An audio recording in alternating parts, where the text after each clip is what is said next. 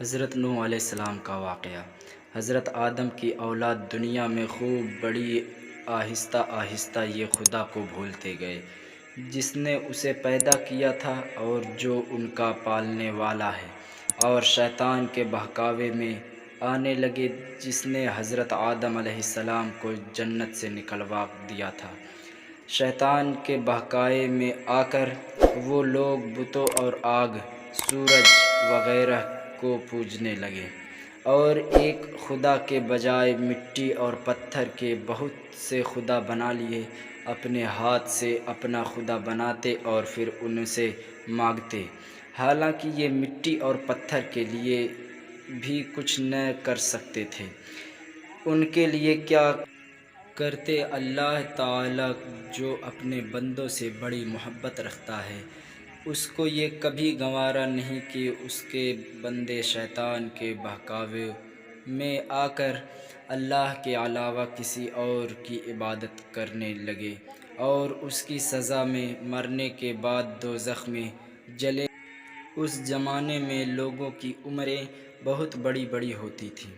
حضرت نوح علیہ السلام 950 سال تک اپنی قوم سے عرض کرتے رہے کہ اے لوگوں، صرف ایک اللہ کی عبادت کرو اور میرا کہا مانو، وہ تمہارے گناہ بخش دے گا۔ لیکن لوگوں نے حضرت نوح علیہ السلام کی باتوں کو نہ مانا اور اپنے کانوں میں انگلیاں دے لیں اور کپڑے اوڑھ لیے تاکہ حضرت نوح علیہ السلام کی آواز کانوں تک نہ پہنچے۔ حضرت نوح علیہ السلام نے ہمت نہ ہاری، وہ برابر سمجھاتے رہے اور کہتے رہے کہ لوگوں، اللہ سے معافی مانگو، وہ بڑا معاف کرنے والا ہے۔ وہ تم پر آسمان سے بارش برسائے گا تاکہ تم خوب اناج پیدا کرو اور اس کے ذریعے سے بڑے بڑے باغ پیدا کر دے گا، ان میں نہریں پیدا کر دے گا، تمہیں مال و دولت دے گا اور بیٹے دے گا۔ تمہیں کیا ہو گیا ہے کہ تم خدا کو نہیں مانتے، حالانکہ اس نے آسمان بنائے، چاند اور سورج بنائے۔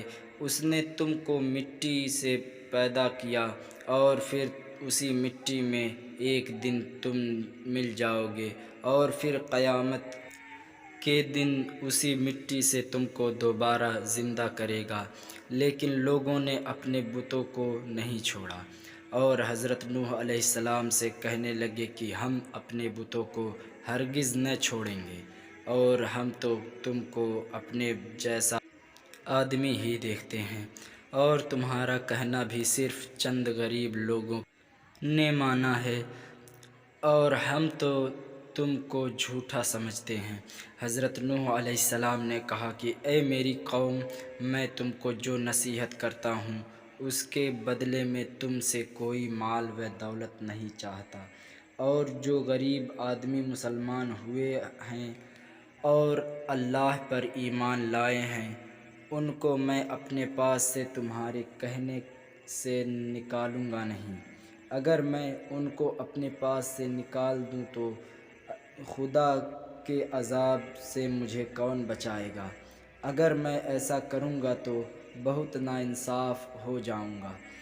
ان کی قوم کے لوگوں نے کہا، اے نوح، تم نے ہم نے جھگڑا بہت کر لیا، اگر تم سچے ہو تو جس عذاب سے تم ہم کو ڈراتے ہو وہ لے آؤ۔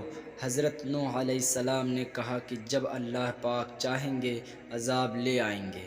اللہ تعالیٰ نے حضرت نوح علیہ السلام کو وحی کے ذریعے سے حکم بھیجا کہ تمہاری قوم میں جو لوگ ایمان لا چکے ہیں ان کے اور کوئی ایمان نہ لائے گا، تم غم نہ کرو، ایک کشتی بناؤ۔ حضرت نوح علیہ السلام نے خدا کے حکم کے مطابق کشتی بنانی شروع کی، تو جب ان کی قوم کے سردار ان کے پاس سے گزرتے تو ان کو کشتی بناتے ہوئے دیکھتے تو ان کا مذاق اڑاتے۔ حضرت نوح علیہ السلام ان کے مذاق کے جواب میں کہتے کہ آج مذاق کر لو، کل جب تمہارے اوپر عذاب آئے گا تو اس وقت ہم تمہارا مذاق اڑائیں گے۔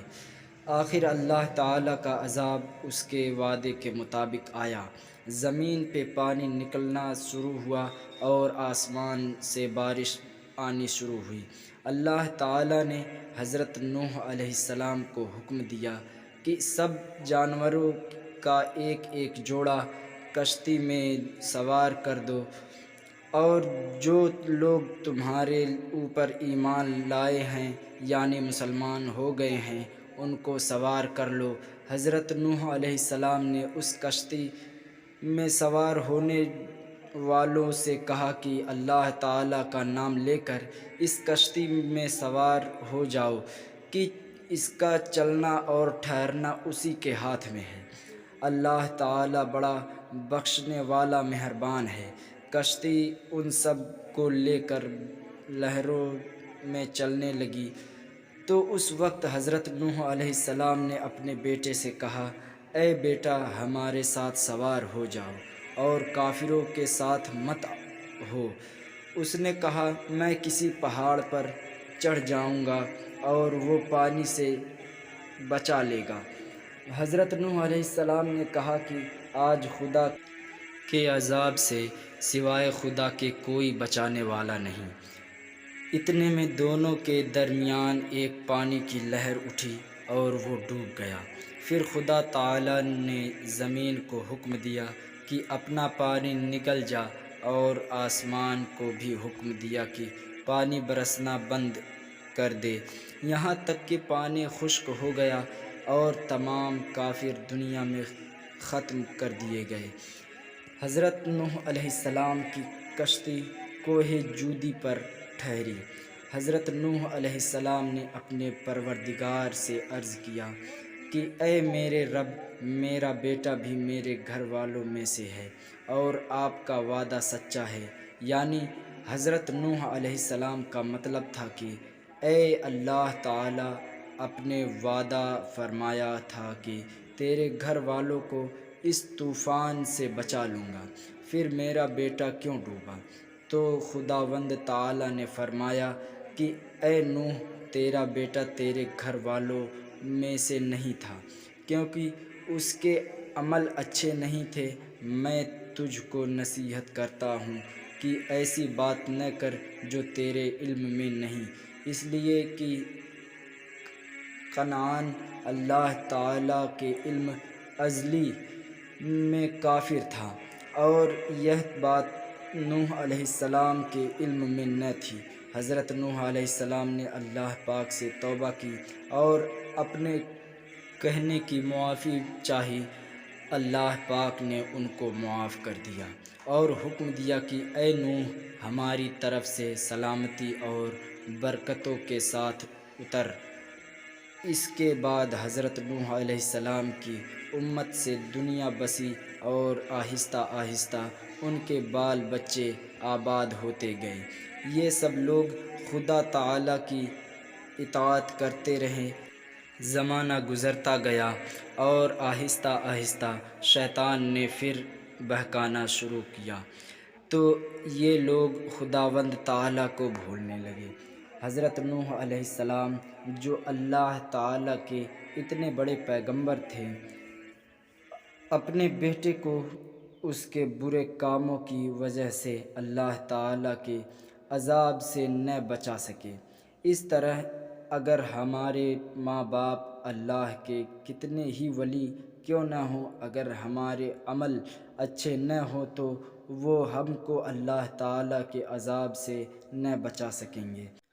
ہم کو اپنے بزرگوں کے نیک عمل کا سہارا نہیں لینا چاہیے، بلکہ اللہ تعالیٰ اور اس کے رسول کے بتائے ہوئے کاموں پر عمل کر کے نیک بننا چاہیے۔ اسی وجہ سے اللہ تعالیٰ نے قرآن مجید میں کہا ہے کہ اگر تم ایک ذرہ برابر بھی نیکی کرو گے تو اس کا بدلہ ہم تم کو دیں گے، اور اگر ایک ذرہ برابر بھی برا عمل کرو گے تو وہ بھی تمہارے سامنے آ جائے گا۔ دوستوں، اگر آپ کو ہماری یہ ویڈیو پسند آئی ہو تو برائے مہربانی ویڈیو کو لائک، شیئر اور چینل کو سبسکرائب ضرور کریں۔ خدا حافظ.